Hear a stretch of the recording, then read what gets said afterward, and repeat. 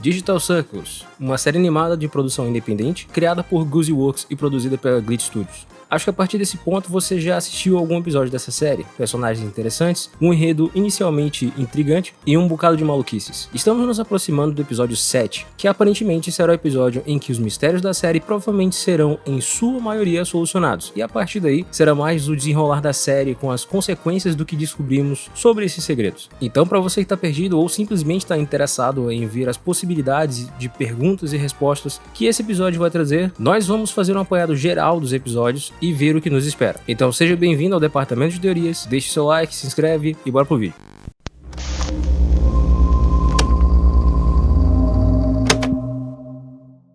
Resumindo a história até aqui, o circo é uma realidade virtual criada para entretenimento, em que o usuário entra por meio de um VR, que pode ser visto no fim do episódio 1, mas por algum motivo não é possível sair após entrar nesse mundo. Peraí, o quê?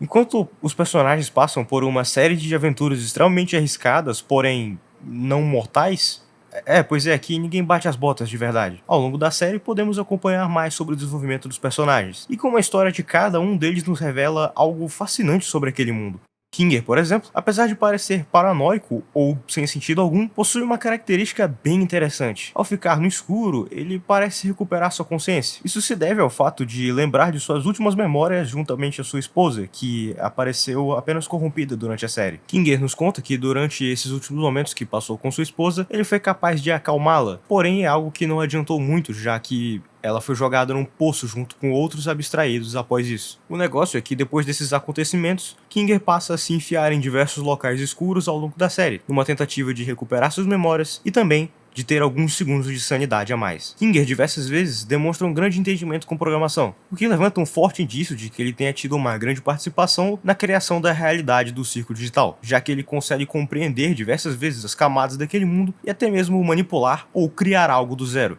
Esse personagem, assim como os outros, merecia um vídeo só pra ele pelo nível de complexidade. Pra tu ter uma ideia, uma coisa extremamente interessante que poucos notam é justamente na aparência dele. Ele é uma peça de xadrez, uma das mais importantes do tabuleiro, e que, fora isso, ele tem mãos que flutuam.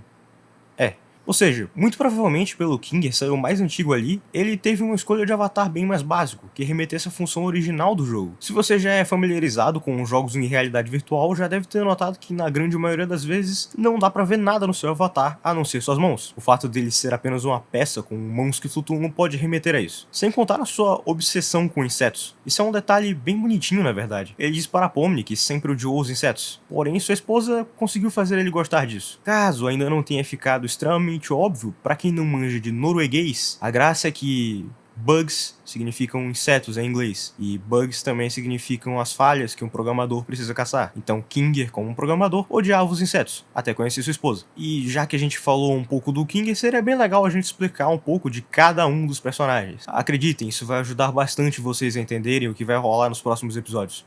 Hagatha.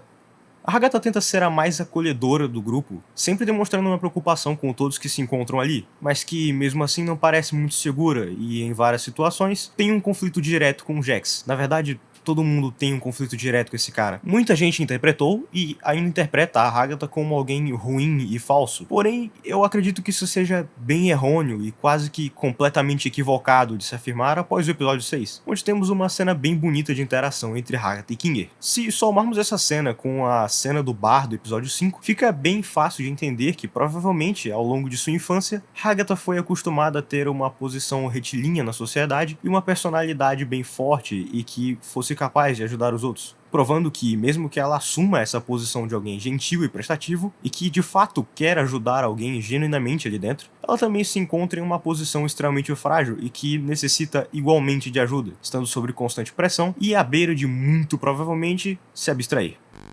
Agora, falando do Jax, ele é um personagem que é praticamente um agente do caos na série, como o próprio afirma tirando brincadeiras, diga-se de passagem, insuportáveis com alguns dos personagens, levando todos ao seu limite, inclusive sem se importar com as consequências das aventuras. Mas, como podem ver na série, isso diz muito sobre o seu passado e sobre como ele enxerga o circo, uma realidade onde não temos limites e que não faz sentido levar nada a sério, já que não tem como sair, então a melhor forma de não enlouquecer é deixar levar. Guardem essa informação sobre como a crença do mundo digital afeta a mente dos personagens, porque ela será muito útil. A questão é que, mesmo pra ele, como podemos ver nos teasers do próximo episódio, não funciona muito bem. Jax obviamente não é um babaca com todo mundo, sem um motivo. Bem, se você assistiu às obras como Neon Genesis Evangelion ou leu Schopenhauer, sim, eu não tô de piada, Schopenhauer em Digital Circus, enfim, a questão é que Evangelho cita uma parábola de Schopenhauer, o dilema do porco-espinho, que explica bastante sobre as interações humanas e fala sobre um porco-espinho que, ao se encontrar em uma situação dolorosa, como o inverno, procura abrigo e ajuda com outro porco-espinho. Infelizmente, os dois possuem dificuldades e dores, porém, seus espinhos machucam um ao outro, tornando impossível a convivência e o conforto entre ambos. Eu acho que essa altura deu pra você entender bastante o que esse personagem representa para a obra. Jax não é o arquétipo do personagem engraçado, como ele se autoproclama. Assim como a Agatha, ele possui uma posição que assume para não enlouquecer, escondendo cada vez mais seus traumas e sua verdadeira face. De certa forma, enterrando seu passado e colocando uma máscara no seu rosto. Falando em máscaras, Gengo e Zubul são personagens com desenvolvimentos muito interessantes que tratam de aceitação, evolução e principalmente mostram que o elo de amizades podem sim fortalecer a mente de um indivíduo dentro desse lugar maluco. É claro que Gengo teve um episódio meio que só pra ela, mas seu desenvolvimento é elaborado juntamente a outros episódios. E bom, assim como Jax, ela também possui uma analogia bem óbvia, igualmente importante para a série: as máscaras. Parece acreditar que sua máscara pode ditar seus sentimentos. Existem diversos momentos onde a Gengo consegue sentir não somente alegria, mas outros sentimentos mais complexos, utilizando a sua máscara da tristeza. Bem, a ideia do personagem é mostrar como todos ali parecem necessitar de uma máscara e como ela está em uma constante busca de uma falsa felicidade. Apesar de ser algo bom estar sempre feliz, aquela não é a sua face verdadeira. Esse conflito interno é resolvido também no episódio 6, quando ela conversa com Zubul e diz: será possível amarmos uma parte de nós mesmos que nos deixa mais fracos? A resposta de Zubul é bem emocional e verdadeira, mostrando que, de fato, aqueles sentimentos eram reais, e se Gengo se sentia bem, em uma certa melancolia, ou talvez em um estado de grande empatia, não havia motivo para esconder aquilo. Ela não é, de fato, fraca, apenas mais verdadeira que uma boa parte dos indivíduos naquele local. Zubul é uma peça bastante interessante para a história, desculpa o trocadilho, mas Caim se mostra bastante chateado por não conseguir agradar Zubul em nenhuma de suas aventuras, e ela também não parece muito contente com seu corpo, que, por sinal, ninguém pode escolher ao entrar ali. Seu avatar fica com você e você fica preso a ele. Zubul também é responsável por mostrar, não intencionalmente é claro, que Caim não pode deixar de cumprir o seu papel e criar suas aventuras, ou a estabilidade do circo venha a cair. Uma coisa interessante em um material promocional do desenho foi um pôster mostrando os personagens separados, como uma boneca russa, mas o mais interessante é que todos parecem separar, exceto Zubul. Um ponto importante da série é a frase inicial de Caim: uma das poucas coisas sobre a qual não tenho controle algum é a sua mente. Pois é, lembra que eu falei para guardar aquela informação sobre a crença dentro do mundo digital? Então aqui vemos como, se você se deixar levar, você não tem controle sobre aquele plano, mas acharemos uma solução com um personagem específico mais à frente. Voltando ao pensamento, com essa frase, muita gente da comunidade entendeu que Caim não poderia mudar a mente dos jogadores, mas na verdade a frase indica que os jogadores não têm controle sobre a própria mente. Sendo assim, Caim pode moldar seus pensamentos, como vimos na cena do Jax, por exemplo. Voltando ao cartaz, ele poderia ser uma pista sobre como Zubul é percebida por Caim? Todos os personagens estão com a sua mente aberta, por assim dizer, menos Zubul, o que significa que, por algum motivo, Caim não tem controle sobre sua mente. Daí a necessidade incansável dele de programar alguma aventura para tentar agradar Zubul. Isso fica no ar por enquanto, e pode ser respondido mais pra frente da série. E por último temos a Pomni, a protagonista da série, uma personagem com um corpo de bobo da corte. E eu sinceramente poderia ir bem adiante com a quantidade de simbolismos que isso aqui possui, mas por enquanto vamos ficar com o, entre enormes aspas, simples, e falar aqui sobre o seu papel e personalidade ao longo da série. Pomni parece desempenhar um papel um tanto quanto incomum para todos ali, já que, por exemplo, para Jax, Pomni ainda não se encontrou, e na percepção dos outros personagens, eles não parecem possuir uma certa raiva ou uma enorme admiração por ela. Eu acredito que Pomni fará um papel bem importante na série de salvadora. Pois é, aqui a parada começa a ficar bem estranha. Eu digo isso também como se até agora não tivesse bizarro o suficiente. Mas se você já viu Matrix, você sabe como aquele lugar funciona. Mas eu quero que você se atente a uma cena específica de um diálogo entre Morpheus e Neo. Eles têm uma similaridade bem interessante que eu vou mostrar. Isto não é real? O que é real? Como se define real? Se você se refere ao que pode sentir, cheirar, provar e ver, então real são apenas sinais elétricos interpretados pelo seu cérebro. Este é um programa de sparring, similar à realidade programada de Matrix. Tem as mesmas regras básicas, regras como gravidade. O que você tem que aprender é que elas não são diferentes das regras do sistema de computador. Algumas podem ser ignoradas, outras violadas. Então me ataque, se puder. Como foi que venci? Você é muito rápido. Você acredita que eu ser mais forte ou mais rápido tem alguma coisa a ver com meus músculos neste lugar? Acha que é ar que está respirando agora? Anda, para de tentar me acertar e me acerta.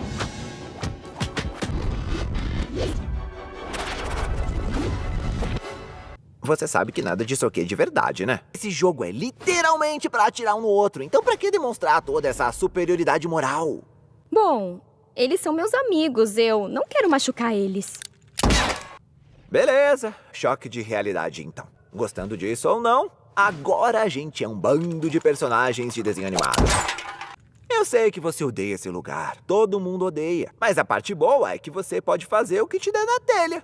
Tipo, olha só o jeito que você tá segurando essa arma, tá realista demais. Mete o louco!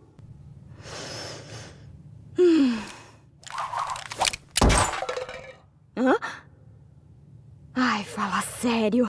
Matrix, assim como Digital Circus, tratam sobre mentes humanas colocadas em simulações. E Digital Circus parece achar uma solução um tanto quanto semelhante para como os personagens podem se libertar. E isso, como eu disse antes para vocês, se trata de uma questão de crença. A crença em si mesmo. Até Neo acreditar em si mesmo, e que sua mente é maior que seu corpo, e maior que qualquer armadilha digital que ele possa encontrar no caminho, ele não pode se libertar. Assim como todos em Digital Circus. Pomni parece ser a única, juntamente a Zubul, que logo de cara não se deixam levar por essas definições daquele lugar, o que lhes dá muito mais controle e liberdade naquele mundo. Lembra o que aconteceu quando Kane deixou a mente dele desistir de suas crenças? A realidade literalmente desmoronou. Acredito então que esse será o papel de Pomni, um papel extremamente similar a Neo, alguém que pode ver além das prisões da mente, assim como conseguiu ver com todos os personagens ao qual ela interagiu ao longo da série. Isso fica bem mais perceptível no episódio 6, quando ela conversa com o Jax. Vale lembrar também de uma Mert muito específica que diz I choose who I am. Eu escolho quem eu quero ser. Pode muito bem representar tudo que eu disse anteriormente. Pomni pode escolher quem ela será naquele mundo. Aquele mundo não é capaz de aprisionar sua mente e dizer a ela quem ela pode ser, o que faz ela se libertar das amarras digitais e de como aquelas ilusões fazem o cérebro dela acreditar que aquele lugar é real, mostrando também que, muito provavelmente, esse tempo inteiro, todos os personagens ali eram capazes de mudar o mundo ao seu favor. Talvez por isso Kane tenha tanta raiva e medo de Zubul. Eu sei que depois de tudo que eu falei, inclusive citar Matrix, parece coisa demais, mas eu preciso que vocês entendam que isso é necessário para entender o que vai acontecer no próximo episódio. Então vamos dar uma analisada nos frames que a gente consegue pegar daquele teaser novo.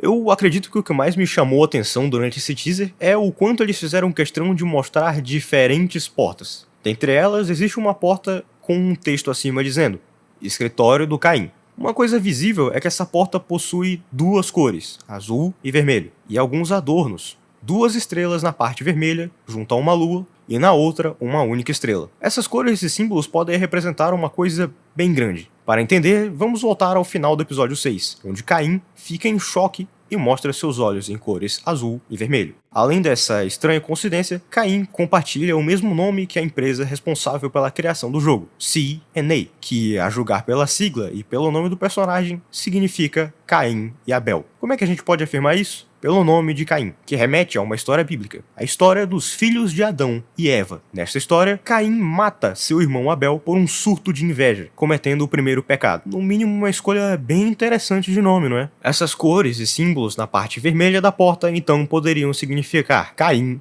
bolha e lua.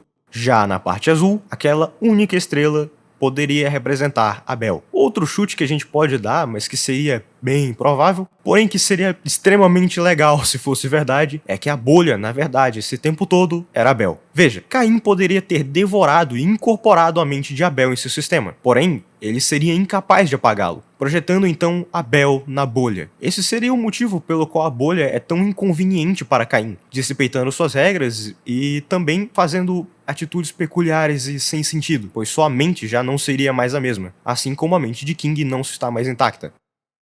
A cena dos botões da mesa. Vermelho e azul, como os botões, as portas, a bebida do Caim, a Pomni em si e as suas luvas. É bem estranho que isso seja destacado de novo, mas após analisarmos isso, é bem visível essa dualidade dentro do programa, e que ela se estende por diversas outras coisas do circo. Porém, a mais visível e mais importante de destacar talvez seja a própria Pomni e esses botões vermelhos e azuis que aparecem em um frame do teaser. Lembra que eu disse que a Pomni poderia ser como o Neo? Pois é, se a gente estiver certo, então isso aqui vai ser bem importante. Muito provavelmente, de alguma forma, Pomni consegue tomar escolhas importantes, e talvez isso possa ser representado pelo seu traje de bobo da corte. Mas se isso não te convence, então olha os botões da mesa de novo, vermelho e azul. Se eu pudesse chutar, diria que esses botões farão uma ação sem volta nesse mundo. Dentre elas nós podemos listar: liberar a consciência de Abel pressionando o botão azul, apagar Caim ou Abel pressionando um dos dois botões, ou num chute mais arriscado, liberar todos daquela realidade e talvez colocar uma escolha muito difícil nas mãos de Pomni. Afinal, nem todos os personagens estão em cena e ainda temos várias pessoas que foram abstraídas. Talvez Pomni relute em sair do local sem ajudar as pessoas que se perderam. Outra possibilidade também é que, se você viu os teasers do Walk Watch, em uma das cenas em que aparece o menu do Digital Circus, o botão Play é vermelho, o Options é azul e o amarelo é saída. Talvez esses botões sejam a mesma coisa e o amarelo pode não estar enquadrado, ou então, sei lá, é bem aproximado de ser um botão Options do universo. E fora que, mais uma vez, eu sei que eu tô repetindo, mas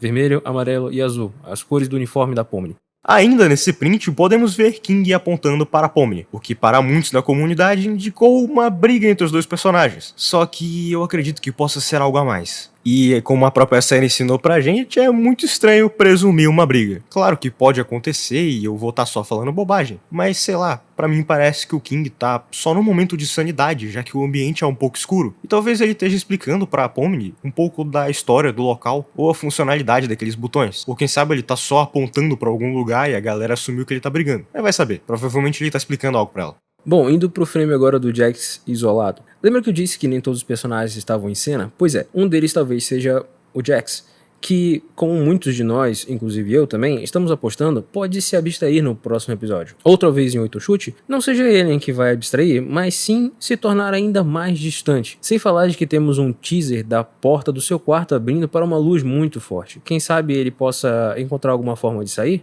Ou, sei lá, algo ainda pior do que a saída.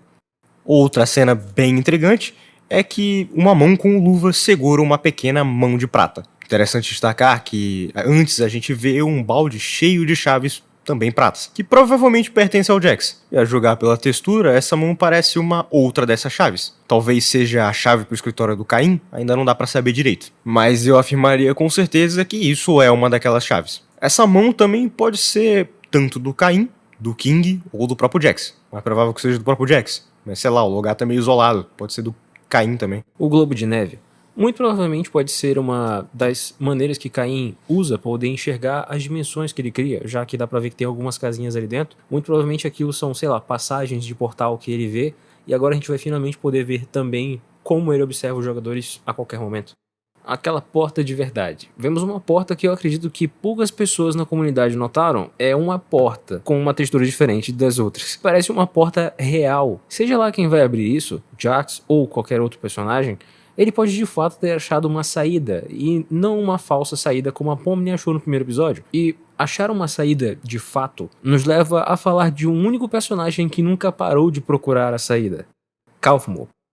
Ao fim do trailer, conseguimos ouvir uma voz dizer: "Acho que encontrei uma forma de sair." E é só um chute, mas essa voz parece muito a mesma voz de Kaufman em um certo promocional, que, caso você não saiba, o Kaufman tem uma estranha ligação com o Jack Black. Bom, isso se deve porque desde os primeiros teasers envolvendo a abertura da série, o Jack Black sempre foi tratado como a voz do Kaufman na vida real, ou quem sabe o Jack Black é o Kaufman na vida real. Independente disso, a voz que a gente ouve com certeza é a do Kaufman ou de alguém que tá lá fora, porque ela não é a voz de nenhum dos outros personagens. E eu sei que pode parecer loucura pra muita gente o Kaufman voltar, mas eu acho que a gente encontrou uma explicação até que engraçada pra isso. E a explicação é que Kaufman é Kaufman, um comediante americano. Não quer dizer que ele literalmente seja o cara, mas ele foi baseado nele. E essa similaridade não para só no nome. Kaufman, na vida real, era um comediante, porém que não se proclamava comediante. Ele tinha o hábito de criar inúmeros personagens, e diversas vezes ele era bem odiado por todo mundo por causa desses personagens. Por quê? Porque ele fingia ser um babaca, e fingia muito bem. Isso lembra de alguém? Pois é, o Kaufman, o palhaço da série. Ele não era lá o mais amado por todo mundo dali, já que muita gente não gostava das piadas dele. Enfim, a grande questão é que Kaufman, o comediante da vida real, fingia tudo bem demais. E pra ter uma ideia, ele já fingiu briga em show e em programa, sem nenhum dos produtores sequer saber do que estava acontecendo. E para dar mais credibilidade, ele ainda fingiu ficar de cama por semanas. Interessante, não é? Significa então que se Kaufman é uma referência direta a Kaufman, então significa que esse tempo inteiro o palhaço da série Digital Circus poderia estar muito bem fingindo que tá abstraído. Mais uma coisa que aumenta a credibilidade dessa teoria é um personagem, se é que a gente pode chamar de apenas um, que se esgueira em todos os episódios da série. Um manequim, como se observasse de uma certa forma, bem distante da trama principal. O problema é que ele assume diferentes cores ao longo da série, que deixa meio difícil de saber se é só uma pessoa, mas levando em conta que seja somente um, a gente pode dizer que, no final do trailer, aquela voz que pertence ao Kaufman pode significar o Kaufman voltando em um manequim, um personagem sem nenhuma customização naquele mundo. E isso pra mim toma muito mais força quando a gente lembra que a produtora do desenho fez um site onde você pode criar seu próprio personagem. Muito provavelmente como o Kaufman, ou seja lá quem estiver lá fora, consegue fazer, criando um personagem novo pro jogo. Muito provavelmente um teaser pro que vai ser o próximo episódio da série.